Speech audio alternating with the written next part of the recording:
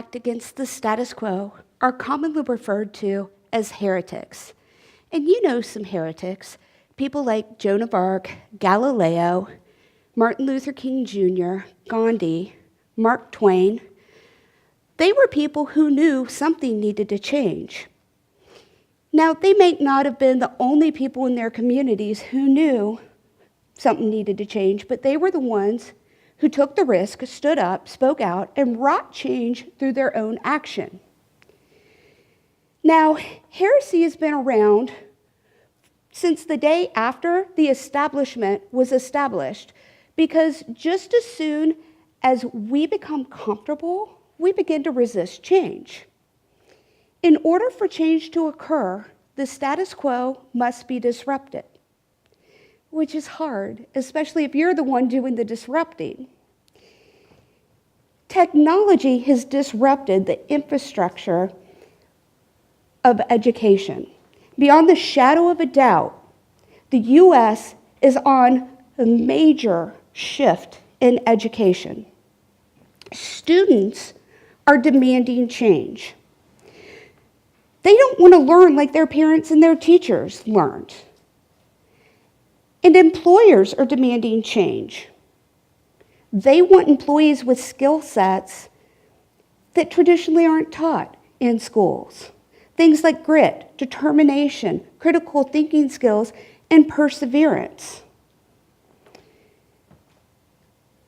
Beyond a shadow of a doubt, things have to change. We are ripe for change. A 2015 National Teacher Association survey reports that teachers spend 54 days on tasks related to standardized tests. That's 29% of the school year. 39 of those days are spent preparing the students for standardized testing. But only 2 days are spent sharing that data with students. That means less than 2 days are spent communicating with students about their strengths and weaknesses. Less than 2 days are spent with students setting goals to reach their college and career dreams, and less than 2 days are spent celebrating students' academic achievements. Boy, that's a lot to cram into 2 days. And after all, isn't strengths, goals, dreams, successes, and achievements the important things? Now, heresy in education is nothing new. John Dewey radically said students need to learn by doing.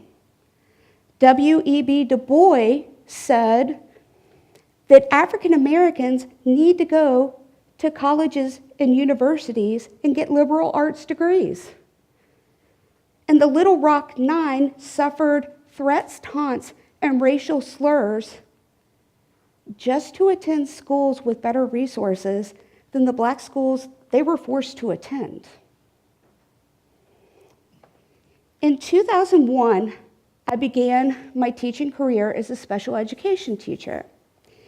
And early in my career, I realized my students had a hard time learning. Now, I taught actually very smart students, but they all struggled with learning. They had things like dyslexia, behavior disorder, and attention issues. And when I really stood back and looked at it, I realized my students had a hard time learning because of the classroom environment. I don't know how long it's been since you've been in a student desk, but they're pretty uncomfortable. My students would fidget, they'd lose attention, and then the learning just wasn't there. So after my second year of teaching, I got rid of student desks.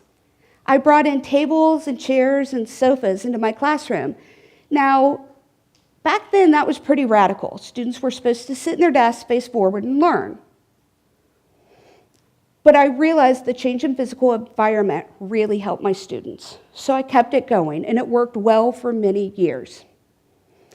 One day while I was teaching, I had an administrator stroll into my classroom. He had his clipboard. That meant he was there for one thing, my annual evaluation. Now, just like all teachers, I get a little nervous when I'm being evaluated. While I knew that good teaching and learning was going on in my classroom, I also knew my kids had a hard time controlling their impulses. So nevertheless, the class went on. We were in the middle of a film unit, so we would watch a scene, stop, and then we'd break it down. My students would use the evidence from the text we had just watched, combine it with their knowledge of cinematic elements, and then make assumptions and conclusions about what the director had intended, the effects on the audience, that type of thing. And let me tell you, the level of discussion was awesome. It was obvious that my kids had met and exceeded the standards we were working on. They were on, and I was glowing with pride. Now, most of my kids had piled onto 2 of the sofas that were in my classroom. And there were some side conversations, and at one point there was a tussle over a pencil, but it was all minor. All in all, my students were rock stars, and I knew we had nailed that observation. So the next day I strolled into my administrator's office. I was ready to sign that observation. And the first thing he said to me was, "Why were your students sitting on sofas instead of in their seats where they belonged?" Wow. I guess I really disrupted the status quo. Fortunately, I did not let that interaction deter me. The next year, I upped my game. I brought in bean bags, rocking chairs, and gaming rockers. But reflecting on that, I realized that heresy does not have to be earth-shaking. It can start with something as small as a chair or a sofa in your classroom. I don't think Dewey or Du Bois knew that they were going to effect radical change when they began their teaching careers. But they both saw something they wanted to do, say, or change, and they took a risk worth taking. Leading change in the face of consternation and dismay is what makes an ordinary person a heretic. You too can be a heretic. All you need is heart and dedication in the face of opposition, a good idea, determination, a dash of daring, a handful of obliviousness, and if you can find it the time, the dues are reasonable. Every heretic first had to find their own voice. Then they had to take a risk. Thank you.